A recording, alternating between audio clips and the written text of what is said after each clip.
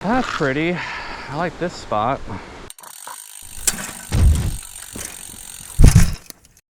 There's either an epic folly or, I don't know, the next great thing here in the forest southeast of Estacada. And not having anyone around to shuttle me to the top on a Thursday afternoon, I decided to climb on my bike over 3,000 feet, the radio on the handlebars, to find out which it is. Spoiler alert, I almost got so frustrated I turned around. You don't have to start as far down the road as I did, so if you want to save yourself 250 feet of elevation gain, go ahead and navigate to the GPS coordinates that I'll leave in the description to this video. You can also just go ahead and park where the 4670 and 4621 roads meet, and you'll be fine.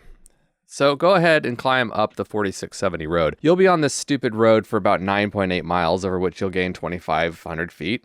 It's mellow and gradual, but it sure does take a long time. Bring headphones for this ride if you're going to do it alone. I know I sure was glad I had Pink Pony Club to keep me motivated. The sheer boredom of climbing 10 miles of gravel road alone was enough to make me want to turn around, but that wasn't the main hardship on this ride. One thing that you can do, by the way, to minimize the hardship creating these videos is to navigate to patreon.com/voiceovertrails and sign up to support the channel. Also, don't forget to like and subscribe if you haven't already. 1 centimeter can make a huge difference in bike fit, and with 3 liters of water and a radio in my pack, the bike was sagging quite a bit, and that messed up my pedaling position, and my lower back was killing me like a mile into this ride. That's the actual reason I almost turned around. But instead of giving up, I intrepidly kept going for another 2 miles, and after about 3 miles into the ride, I pulled over to the side of the road and I fixed the problem. All better. 1 centimeter. Made a huge difference. I also moved the radio to my handlebars, and that helped quite a bit. At about 9.8 miles, the road arrives at this intersection with the road that leads almost to the summit of Mount Low. It also leads to the northern terminus of the Rhododendron Ridge Trail. So take this fish turn to the right. On this particular day, this blowdown that I had to navigate my bike around was just a preview of so much worse to come. That's going to lead to another feature that I think is going to be a constant issue with this entire trail system. Once I got to the top of the road, I kind of had to poke around for quite a bit before I found the beginning of the Rhododendron Ridge Trail, sort of at the end of one of the dispersed campsites. So if someone is camping up here, when you get here, you'll have to be kind of rude and traipse right through their campsite to get to the trail. This is not the first time you might have to do that on this ride, by the way. No matter, though, you'll be out of their hair soon. Just climb this trail.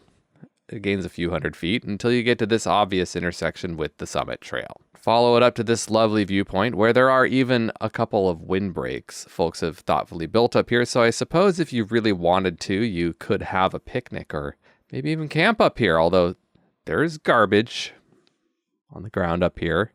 It's one of the liabilities of a place being so close to the road. I went ahead and set up my wire antenna with a center support that I carried all the way up here, part of the reason my pack was so heavy, and made some two-way contacts on the shortwave frequencies. Band conditions weren't all that great today, but I made it work and got the summit qualified. From the summit, the single track continues for the rest of the ride. For this ride, I chose to descend down the blue-rated trail called Fadeaway. Interestingly, the only trail up here that's still on the official maps is the Rhododendron Ridge Trail. The 2 bike-specific trails, Fadeaway and Burnt Granite, are old alignments that Gabe Tiller found by perusing old topographic maps, reflagging the corridors, and then coming out here with the crew of Sawyers to reopen them. Apparently, they are old segments of previous alignments of the Pacific Crest Trail. But Rhododendron Ridge, although it is still officially on the maps, has also needed a sizable amount of attention to get it open and rideable. And in spite of all the attention it has received, it still has a significant amount of blowdown on it.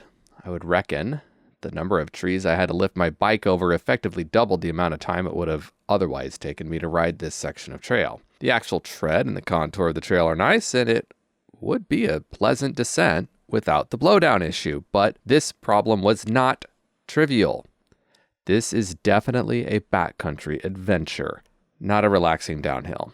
If you were expecting that sense of joyous release you get from a well-earned descent after 3,200 feet of climbing, you will not get that on this section of trail. There is a lot of potential here, but unless it gets adopted by locals, there is no chance this is ever going to be consistently rideable. When Rhododendron Ridge finally joins back up with the road after a couple miles of grueling downhill, you'll see on the map that Fadeaway starts somewhere down this obscure road stub with campsites at the end of it. Watch carefully, because if you do this on a weekend, there's a sizable chance someone will be camping here, totally unaware they're at a trailhead, and you'll need to pass through their site to access that trailhead. Someone has placed a guidepost indicating the beginning of the trail at this fire pit under the clothesline. Proceeding down the trail, I encountered more blowdown.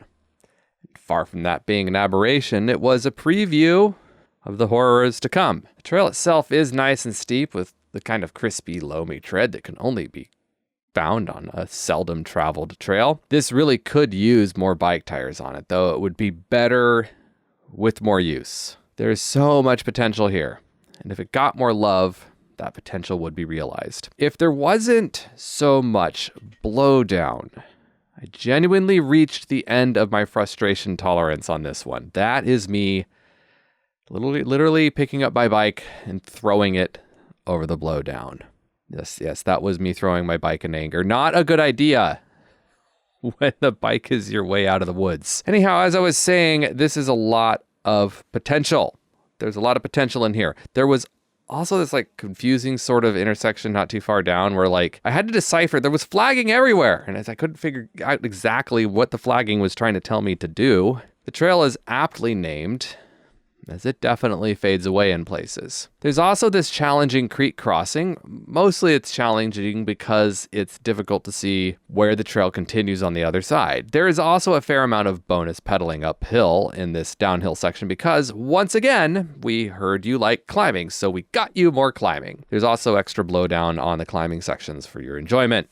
Remember, this is a backcountry adventure, not really a mountain bike ride per se. I kept wondering when this trail was going to pick up the pace and get going, and that kind of happened about halfway down, where it sort of started getting faster and steeper in a way that would be pretty fun right before it reaches the one major road crossing on this descent. Then the trail continues to the left where these yellow flags are. From here, the trail skirts the top of a clear cut where the tread kind of gets blown out and hard to find. This is where it's really fading away, but it's also where it's clear that things could be pretty fun, once again, if the trail were to get a little bit more love. Actually, a bit more love. Much more love than it is currently receiving. Significantly, you'll encounter some pretty consequential exposure on this trail as you proceed. There are definitely some sections here where the trail is struggling to hold on at the hillside, and you know what this section of trail reminded me of? It reminded me of the Watch Out for Hikers section of Falls Creek, but like what that section probably would look like if no one ever rode Falls Creek, complete with an actual creek crossing down here, less than a mile from the end of the trail. This was a very pretty spot to cross over on a mossy log in an idyllic forest over a burbling creek, and was really, it was really the only genuine highlight for this descent. So as I make my way back to the road here, over some more bonus climbing, of course, let's talk about the future of this zone. I think this zone, called the Row Zone on the Trail Forks map, I think this zone has the potential to be somewhat like Falls Creek. It's about the same amount of driving for a lot of folks in the Portland metro area, maybe even a little less for people living in Clackamas, Oregon City, Damascus, etc., depending on the traffic conditions. The road system is mellow, well-maintained, and fantastic for shuttle vehicles, or just for those who like a nice long climb before their descent, although I would add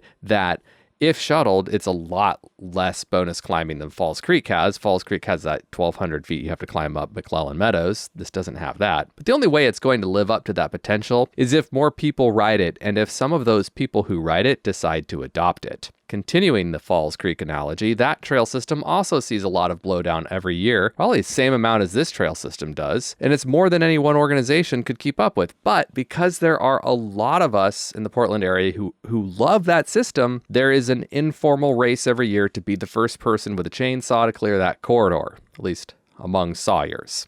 I myself have accompanied people who were carrying chainsaws on that trail. Same thing will need to happen here for this system to have a sustainable future. For the time being, this place is an exercise in frustration to ride, but if it gets adopted, then it really could evolve into something good.